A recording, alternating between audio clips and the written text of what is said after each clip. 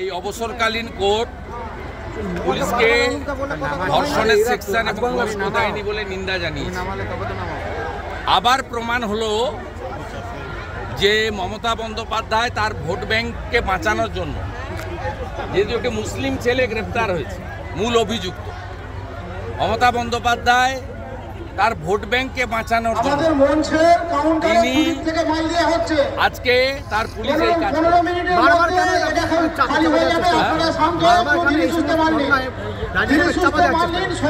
এই জন্য তো মানুষ বলছে মমতার পদত্যাগ চাই।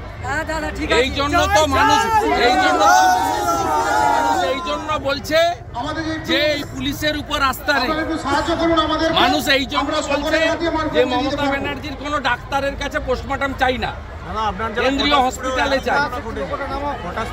পটাশপুরে একই ঘটনা ঘটেছে এবং জনগণ যা শিক্ষা দেওয়া দিয়ে দিয়েছে।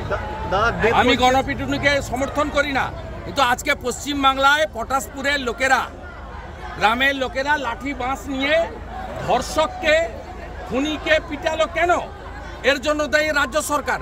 যখন আইনের উপর থেকে আস্থা উঠে যায়, পুলিশ প্রশাসনের উপর থেকে আস্থা উঠে যায়, তখন জনগণ বাধ্য হয় আইন হাতে তুলে নিতে। এই অবস্থাটা পশ্চিমবঙ্গে হয়েছে। দেব বলছে শুট করতে, দেব বলছে শুট, আর কুণাল বলছে ঝুলিয়ে দিতে। দেব বলছে এদের দুজনের কথারই উত্তর দেব, দুজনের কথারই উত্তর দেব। দুজনেরই মালিক এক, মমতা ব্যানার্জি, তাকে আমি হারি।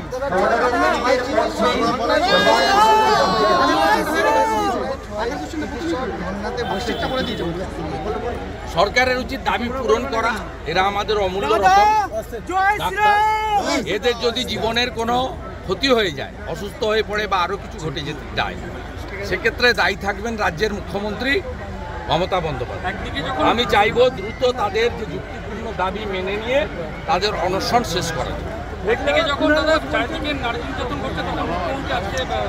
মুখ্যমন্ত্রী ঢাক বাজাচ্ছে, নির্লজ্জ, দোকান কাটা, বেহায়া, লাজ লজ্জা কিচ্ছু নেই এবং মানবিকতা বর্জন দিয়েছেন উনি। জনগণ সব দেখছে, শিক্ষা জনগণ দেবে।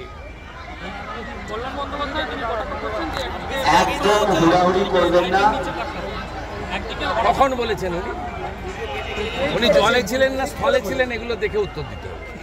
ইউটিউবে যে বাজে বাজে ভিডিওগুলো দেওয়া হয়, এগুলো দেখে বাচ্চারা খারাপ জিনিসটা শিখছে। ছোটদের মধ্যেও প্রবণতাটা বেড়ে গেছে।